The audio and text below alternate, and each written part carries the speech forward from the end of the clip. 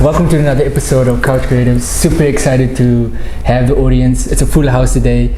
And like I said, I'm excited because I have Envy Funk right beside me. Yes, Thank you for coming on the show, bro. How you feel today, man? I'm good, bro. How are you? I'm good, bro. Let's pump some energy up here, man. I'm excited. Let's do this. I mean, you. Come on. Let's get excited. Where's the drums today? Where's the drums today, bro?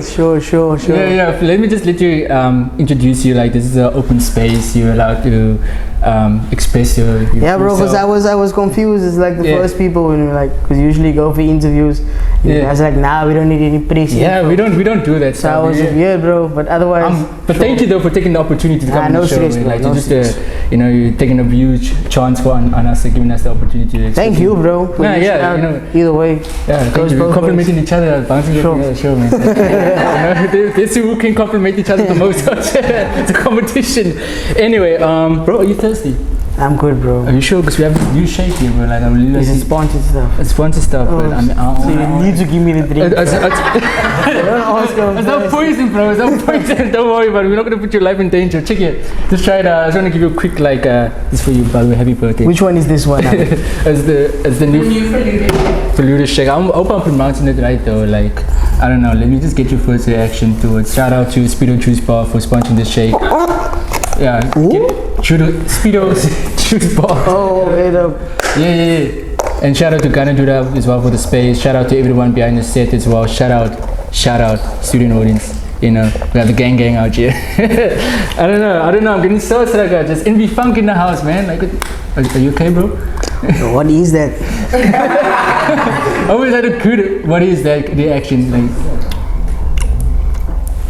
What is like a? I have no idea. It's my turn. First time like trying. Vegetarian, but also like. Yeah, out there. As you can see, there's like frog eggs there as well. But what else is in here? Though? Frog eggs. Like what else is in here? Frog eggs. Snow eggs. Come on, man. Joking. I don't know. Actually, I don't know. It's a secret recipe. Yeah, shout out. That's good, bro. It's good. Nah, shout out. Thank you. Anyway, let's get started with the show. Envy Funk. First, like, what's your real name, by the way? My name is Nathan, bro. Nathan. Okay. So Envy Funk is not real. I don't have like an amazing story for my stage name. So it's just my name, my surname, and Funk, bro. I think. Where did it start out? Did you just like woke up, had a dream? Why did it? Nah, I'm a musician. Like generally, like I grew up in a musical family. My mother is a musician. My father is a musician.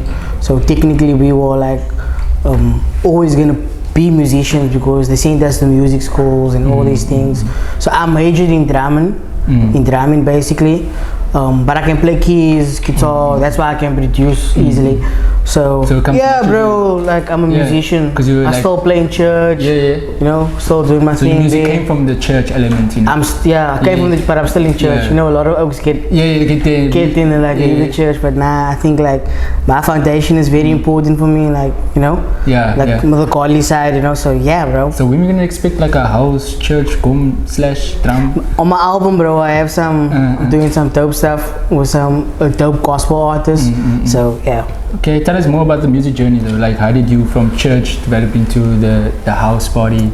So I studied at Soul Candy, 2012.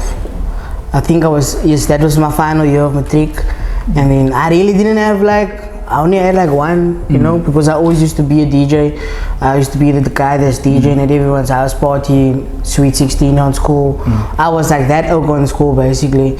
And then I just wanted to take it like a bit further because the guys I used to listen to was like Black Coffee, Black Motion, Fresh, Vinny Mzansi, those OGs, So house music was always like my thing. And then did some research. My father, who is a pastor, basically found Soul Candy for me. Went to Soul Candy. So I used to study while I was in high school. So I used to leave school on a Monday and a Thursday early, basically. Get a train from Claremont because I was at Livingston in Claremont. Get on a train from Claremont to Greenpoint, walk from Greenpoint, ride up to you know where KFM and at the back, so Soul Candy was there. Okay, yeah. So it's like the whole strip up basically, and then have a 2-hour class, walk back to the station like the last person, get the last train home to retreat. So yeah, bro, that was basically how I got into it. Everyone was just like, So were you trying to knock on each club's door to get your first performance? yeah, basically just, yo, this is me, this is what I do. Yeah. And then I remember like we went Greenpoint out. Then I remember Zaw, because Zaw was on TV that time. Yeah. The Okini Kunene, you know that Zaw, you know. So they were like, yo, bro, let's just try here. So that was your first gig? No, that was like the people that actually like let me in. Oh, okay. Because they were like, yo, in the bar, the manager was like, why didn't you just go play quick? And then he was like, sure, he poured us a drink and whatever. And then it was like 10 minutes into the mix, he's like, okay, sure, can you come play Friday? Give you a guest list of 30 people, see what you can do. That was Thursday. And the Thursday came, boom, I rocked. And then that's where I started, bro. You left off from there? Yeah. So were you planning on, were you doing the whole drumming to your music? So I DJ'd for like 8 months. But then it became tiring because I was playing in a club where like you're playing from 9 to 4, from 8 to 4 every night. And I could only play house music. Tell me, how do you incorporate the drums into your music? Because it's very unique. Yeah, like I'm doing the same thing every single night. So like, how do I switch it up? And they was like, yo, I'm a drummer, bro. And I know Black Motion does this whole duo thing, but I haven't seen anyone that really like, you know, DJs and play live drums. And then that's when I started. Then I was like, okay, sharp, let's get some cash, get some bongos, a crash, whatever. So we called up this lady. She used to own a bar in what's it called? Is it East River now? East River. Yeah. East River, we called her. She said, nah, come through. We're like, yo, we just want to try something. And then boom, bro, started first song, everyone is standing with phones, and I knew, nah, I'm gone, bro. I'm gone. And then ever since that, like I'm still a student of the game. I learn every day, you know, try to improve every day. So yeah, bro. I love that. It's beautiful, man. Yeah. Taking it to the next step further, making yourself unique, setting yourself apart from everyone else in the industry. I guess everyone, especially as a creative, like we all have our own identity, you know. Me, you, everyone in this room. Because what's the point we doing? Everyone's doing the same thing. You know, there's only so much the market can handle. So yeah, bro. Speaking on the market, do you feel like with your talent you're getting the exposure that you deserve? Yes, bro. And like everyone has a lot of negative things to say about Cape Town, especially as an entertainment industry. But I think like it's very important that I was privileged enough to come out of a foundation where I got schooled the right way, because I take it as a property. You build a good foundation, you know, and you build from there.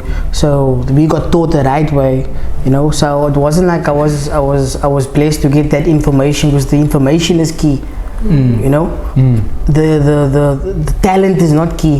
You can have the talent, but if you don't have the information, if you don't have the relationships, if you don't have, you know, that is so the stigma behind the Cape Town industry is very like, it's negative, because there's only a certain amount of people that, you know, they have the keys to the industry, they have the information, and they're not sharing it. So I think it's very important for me as an ambitious young man. I had to do the research.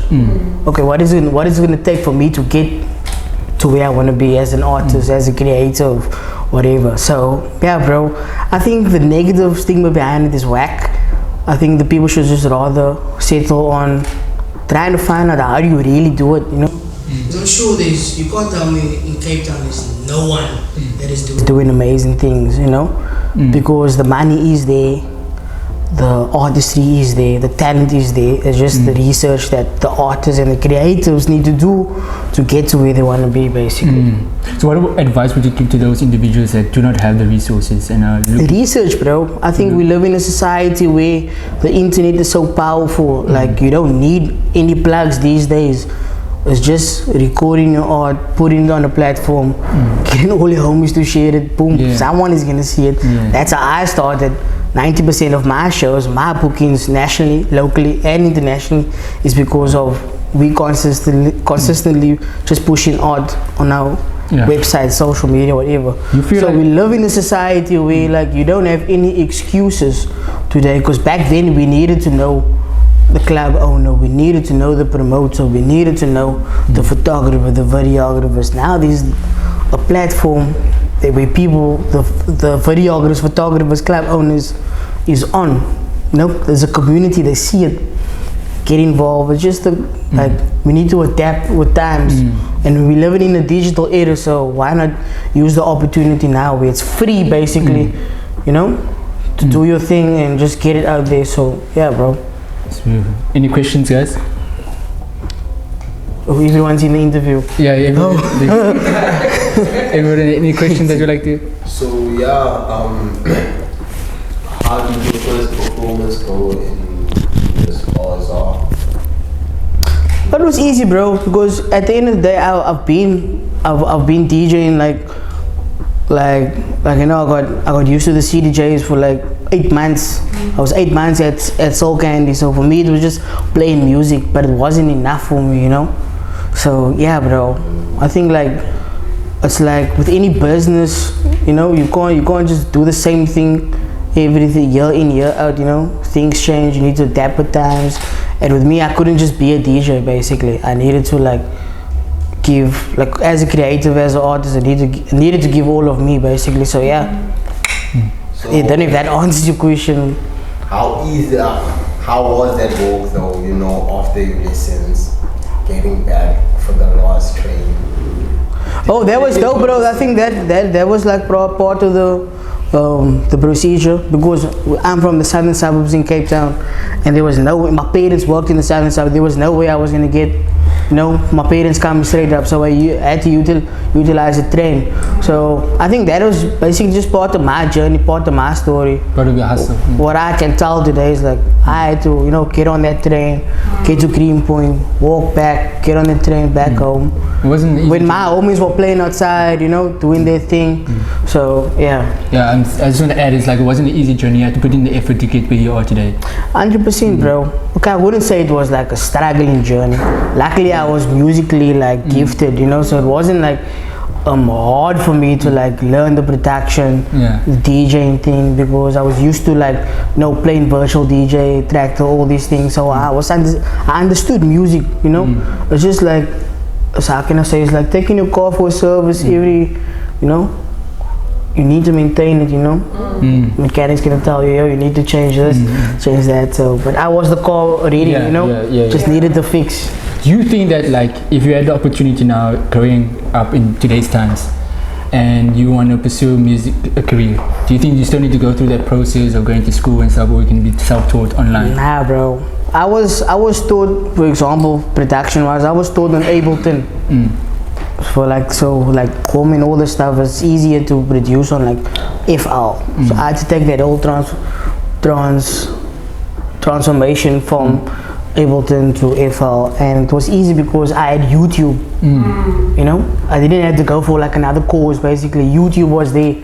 Free. How do you start producing this and that and that? And then, bro, it took me 3 weeks, and then after 3 weeks I started using FL.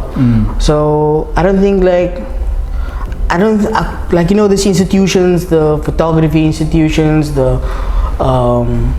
these big institutions of music and sound engineering, I think we have the internet, bro, and it's free. That's the amazing part. So we need to utilize that as creatives instead of because I don't think today the degrees, that doesn't count as for a creative, and I think you empowering yourself, that is more important. Because why are we gonna study 4 years and then for 4 years I've just gained experience and I can walk through your job, But sometimes also having that backing of, because a lot of people have fear that in case they don't make it in the creative. Bro, I have a degree in journalism and media studies, bro. I went to go study while I was doing it. I haven't used my degree ever since. I've been an artist for 8 years, 7 years. So but yeah. Why though? Why did you study it though? If you knew your passion is music, why? Did you have that fear? I come from a family that because my parents didn't have education, they always wanted to send their children to get an education. So I did it, bro. There wasn't a course for me to because I wanted to do like, you know, radio production and all, and those things wasn't like certified stuff, so I had to study something that's closer to it. So it was journalism, media studies, and I did it, bro. Is it because in a community like that, especially in a local, you know, colored black communities, the parents, for example, myself, like they push you to focus on getting that degree instead of following your passion, because they know like how is this gonna pay or bring a future towards you, because they don't understand it. 100%. You know? To be honest with you, bro, I think it's what you do with it, bro. To like, because there are guys if I'm genuinely not gonna want to do this, and I can sit my parents down and show them, yo, look here, this is what I'm doing as an artist. This is the amount of money I'm making right now. This is my 5-year plan as an artist. I'm gonna do this and that to get there.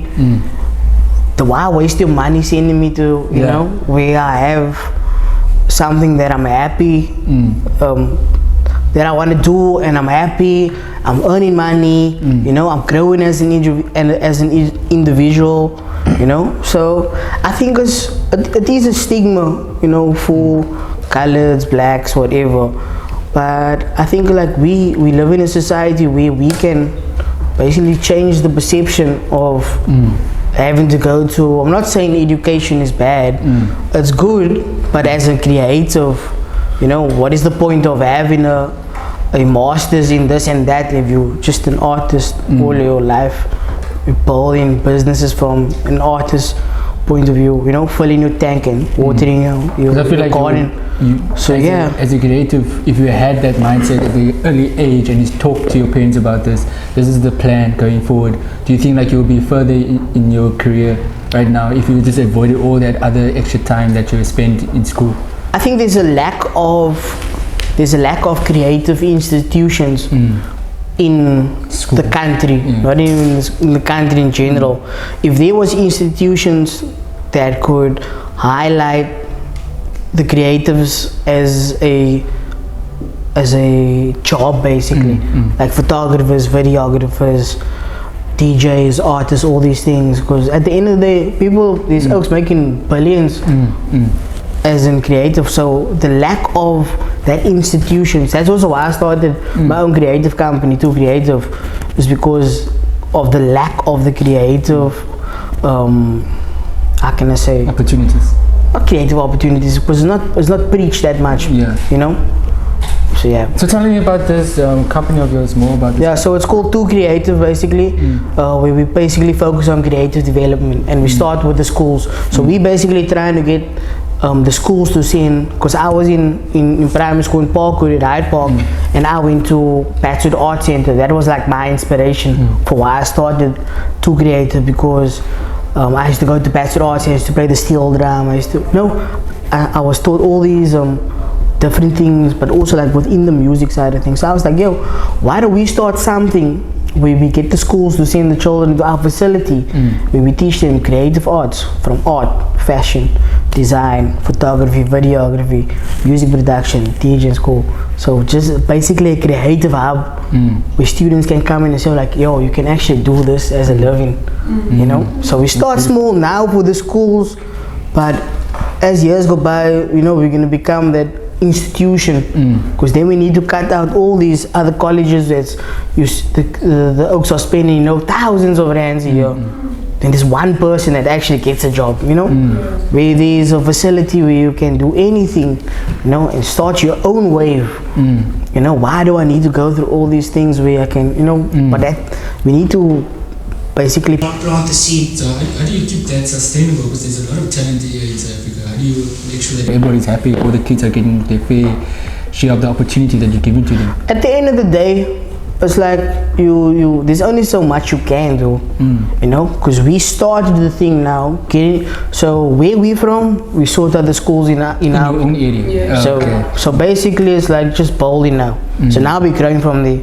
By next year, I'm telling you, by next year I'm gonna have 350 schools. I'm gonna have 3 facilities throughout the Western Cape. Preach it in existence. You know, 2 years time, then I'm gonna go nationally, and that's how it's gonna go. But we need to start somewhere, basically. So it's not about these kids. We also have the opportunity for Oaks to come in and pay for courses, you know, externally. So the guys that that's not from the area, not in the schools in my area.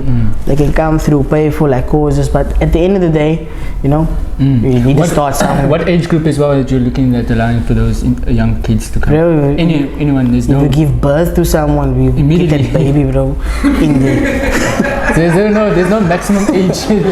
No maximum age. No maximum age. So you don't want to send your child to creche. I don't send him to creche. You must send him to create. So tell the viewers that's watching this where they can like register to come and be part of this initiative of yours. Yeah, so it's too creative.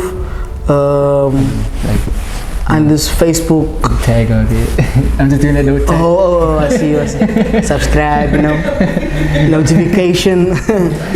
Yeah, so it's called Too Creative on every single platform out there. All our details are there, and yeah, bro. So also now we're adapting with times with all the whole COVID thing, you know.